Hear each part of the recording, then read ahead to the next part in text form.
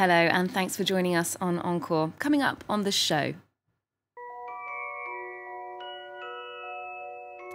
Happy birthday, Harry Potter. Hogwarts star pupil celebrates 2 decades at the top of bestseller lists.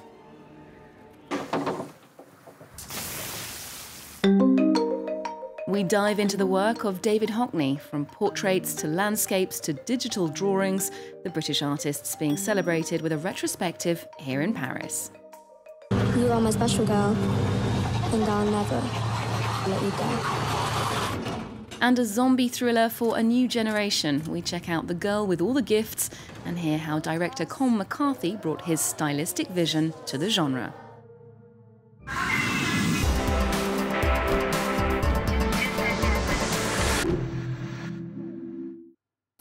Everyone's favourite little wizard has grown up. Harry Potter is 20 years old.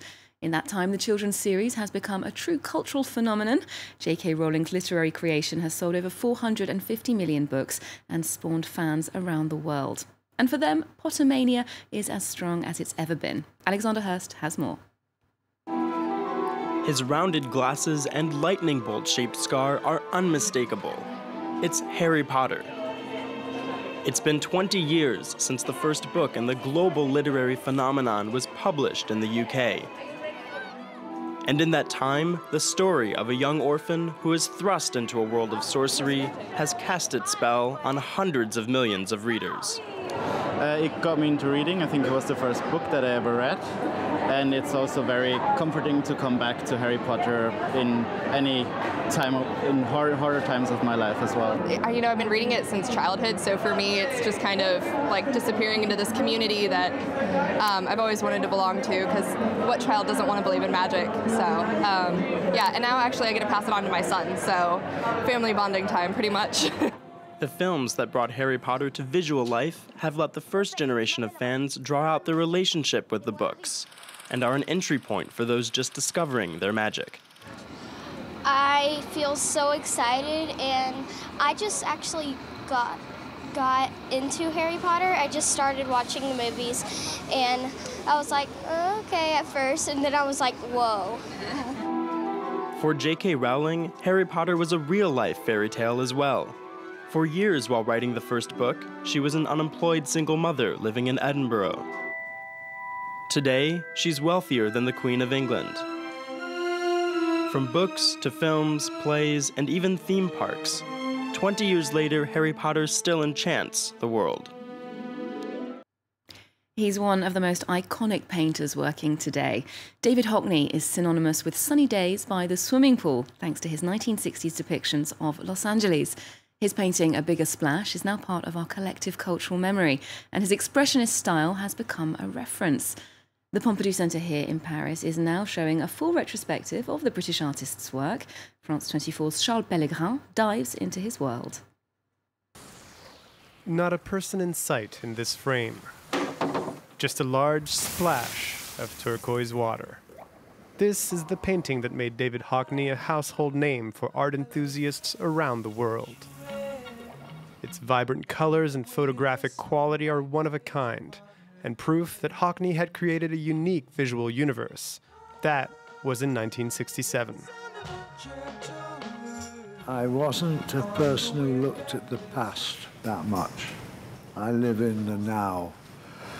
But this exhibition makes me see what I've done, and I see they're quite powerful, yes.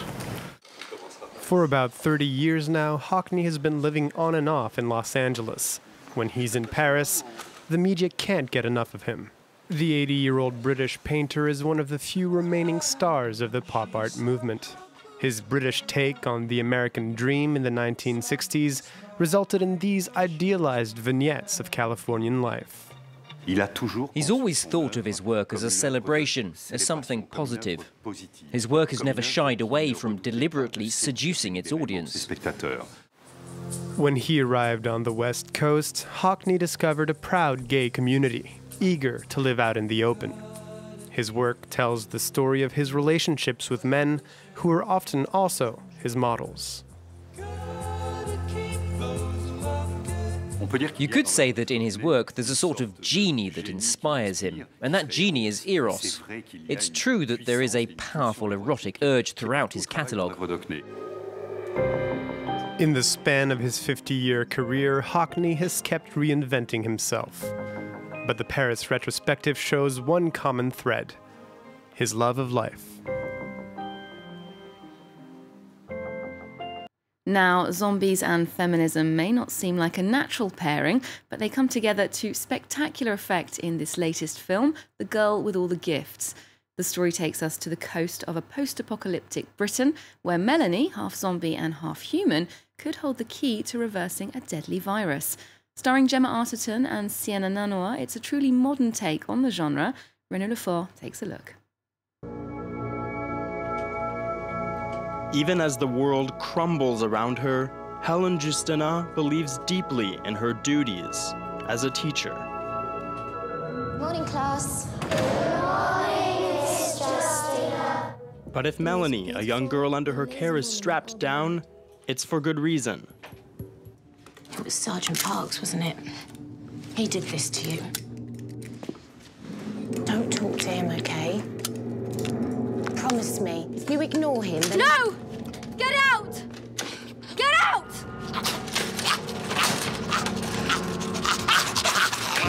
She's half human, half zombie, and she's blessed with an extraordinary intelligence. She's the subject of experiments hoping to decrypt the origins of the virus that has ravaged the UK. Her relationship with her teacher, played by Gemma Arterton, is complicated. I am totally conflicted. Even though I would never wish any harm on her, it's actually my goal is to protect her in all cases. There are moments when I want to touch her and hug her, and I can't, you know. It's, and knowing that she could kill me as well makes it very, very difficult. Behind the camera is the Scottish Colm McCarthy, who's won awards at fantasy film festivals. Following in the footsteps of The Walking Dead and Danny Boyle's classic 28 Days Later, McCarthy has found his own style through the use of slow motion and filming at a child's height level. Do you want to get some more exercise? The camera's always at her height.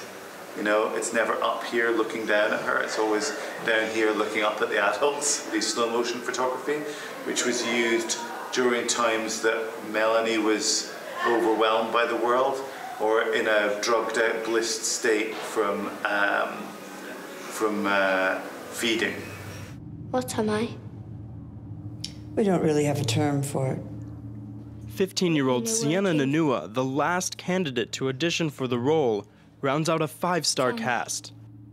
She's joined by Glenn Close, who plays a scientist ready to do anything to save what's left of humanity. That's what you are. You can save people, Melanie. You can save everybody.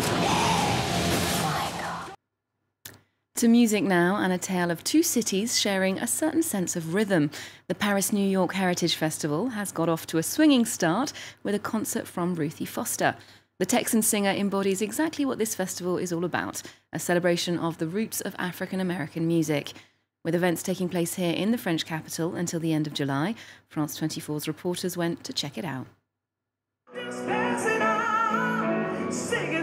The shady garden of the elegant Mona Bismarck American Centre, an intimate setting to discover the powerful vocals of Ruthie Foster as she performs for the Paris-New York Heritage Festival.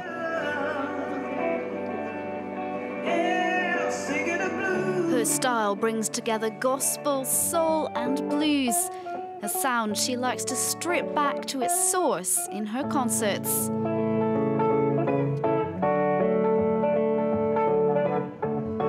Music is important to me because that's where I started, and I actually, when I perform live, I go back to just picking with the resonator and picking with an acoustic guitar. I can show up with a quintet and we can do loud rock music, and then we can do loud blues music, and then I can bring it down to just front porch blues. And I think that's important that people know that that is the lineage of the music that you're hearing right now, and that's where it comes from. The Paris-New York Heritage Festival is all about celebrating the crème de la crème of African-American music in parallel concerts across two of the world's most culturally diverse cities. L'idée principale, en fait, du festival, c'est justement de se dire, the main idea of the festival is to say here is this huge range of magical African-American artists, whether it be jazz, soul or funk. And the idea is to work with them to pass on this culture which is still so alive to future generations. Cette culture, encore de leur vivant. In this second year of the festival, a third city's been ushered into the fold, Montreal, with perhaps yet more to come next year.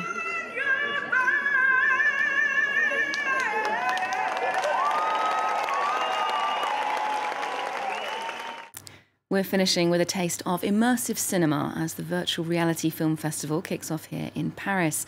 The best in VR filmmaking is on the bill, and visitors will be able to try out the latest headsets, which provide a 360-degree visual experience. Director Alejandro Jodorowsky is heading up the jury, which will award the Grand Prix to one of the 16 films in competition. That's running in Paris until the 2nd of July. Remember, you can get more arts and culture on our website. We're also on social media. There's more news coming up on France 24 after this.